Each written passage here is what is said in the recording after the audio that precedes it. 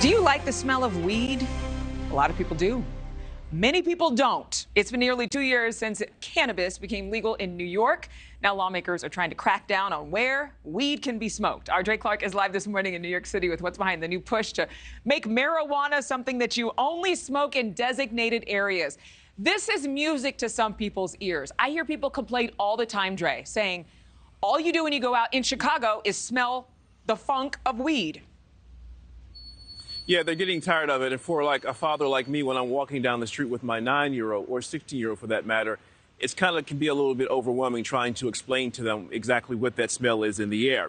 But nonetheless, when the New York State legislature approved the legal use of recreational marijuana in 2021, it seemed like overnight a lot more people were walking around the street smoking joints. What followed was a flood of phone calls into city offices coming from people complaining about the overwhelming smell of weed in the air and begging city officials to do something about it. But here's the deal. The law is on the side of the weed smokers because the law says they're allowed to smoke their weed wherever cigarette smoke is also allowed. But now two New York State lawmakers are trying to clean up the air, so to speak. Under a bill they're proposing, it would prohibit the public use of cannabis unless approved by the local government. The two lawmakers from Brooklyn and Jamestown, New York, say their interest in proposing the bill was sparked by the constant phone calls they're getting from people complaining about the smell of weed in the air. Last summer, New York Governor Kathy Hochul signed a law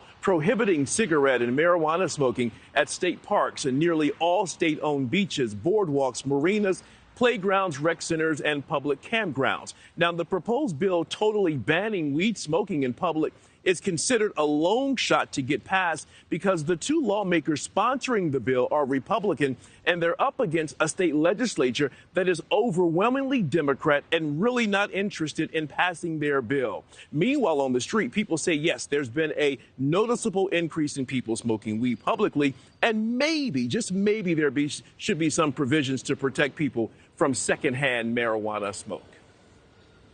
It's something I haven't smoked pot outside on the street in 30 years, 40 years. And why have you made that choice not to do that?